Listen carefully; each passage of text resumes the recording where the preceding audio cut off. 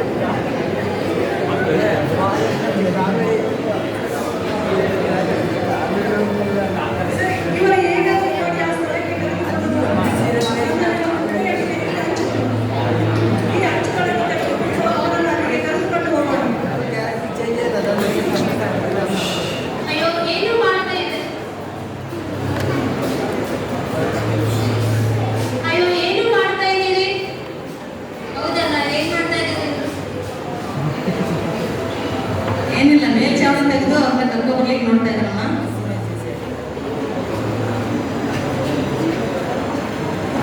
ಮಗನೇ, ನಿನ್ನ ಪಾಪವು ಕ್ಷಮಿಸಲ್ಪಟ್ಟಿವೆ. ಈ ಪಾಪಗಳನ್ನು ಕ್ಷಮಿಸುವುದಕ್ಕೆ ಇವನೇ ಯಾರು? ಈ ಪಾಪಗಳನ್ನು ಕ್ಷಮಿಸುವುದಕ್ಕೆ ಇವನೇ ಯಾರು? ಇದನ್ನು ದೇವರು ದರ್ಶನ ಮಾಡ್ತಿದ್ದಾನೆ. ನಿಮ್ಮ ಮನಸ್ಸಿನಲ್ಲಿ ಏನು ಅಂದುಕೊಳ್ಳುತ್ತೀರಿ? ಯಾವುದು ಸುಲಭ? ನಿನ್ನ ಪಾಪವು ಕ್ಷಮಿಸಲ್ಪಟ್ಟಿದೆ ಎನ್ನುವುದು, ಎದ್ದು ನಡೆ ಎನ್ನುವುದು. ಎದ್ದು ನಿನ್ನ ಹಾಸಿಗೆಯನ್ನು ಎದ್ದುಕೊಂಡು ನಡೆ.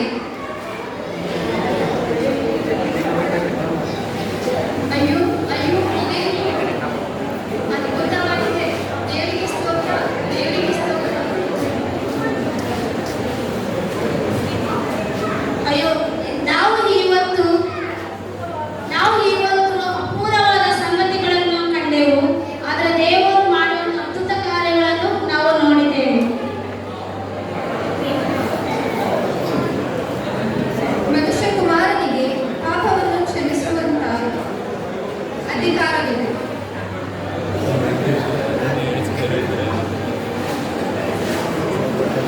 ಇಲ್ಲಿ ನಾವು ನೋಡುವಂಥದ್ದು ಪಾರ್ಶ್ವವಾಯು ರೋಗಿನ ಇಡೀ ಲೋಕದಲ್ಲಿ ಎಷ್ಟೋ ಡಾಕ್ಟರ್ಗಳನ್ನು ತೋರಿಸಿದ್ದಾರೆ, ಹಣ ಖರ್ಚು ಮಾಡಿಕೊಟ್ಟಿದ್ದಾರೆ. ಎಲ್ಲ ಡಾಕ್ಟರ್ ನೋಡಿ ಅವರೆಲ್ಲರೂ ಒಂದು ವಿಫಲರಾಗಿ ಜೀವನದಲ್ಲಿ ಅವರು ಒಂದು ಚಿಕಿತ್ಸೆ ಇರುವಂಥ ಸಮಯದಲ್ಲಿ ಅಲ್ಲಿ ಒಂದು ಮನೆಯಲ್ಲಿ ಯೇಸು ಕ್ರಿಸ್ತ ಬೋಧನೆ ಮಾಡುವಂಥ ಸಮಯದಲ್ಲಿ ಆ ಒಂದು ಪಾರ್ಶ್ವವಾಯು ರೋಗಿನ ನೇರವಾಗಿ ಬಾಗಿಲಲ್ಲಿ ಕರ್ಕೊಂಡು ಬರ್ಲಿಕ್ಕೆ ಆಗಲಿಲ್ಲ ಅನ್ನೋದಕ್ಕೆ ಅವರು ಮೇಲ್ಚಾವಣಿನ ತೆಗೆದು ಆ ಒಂದು ಕೆಳಗಡೆ ಕರ್ಕೊಂಡು ಬಂದು ಯೇಸು ಕ್ರಿಸ್ತನನ್ನು ನಮ್ಮ ಮುಂದೆ ಇಡುವಾಗ ಯೇಸು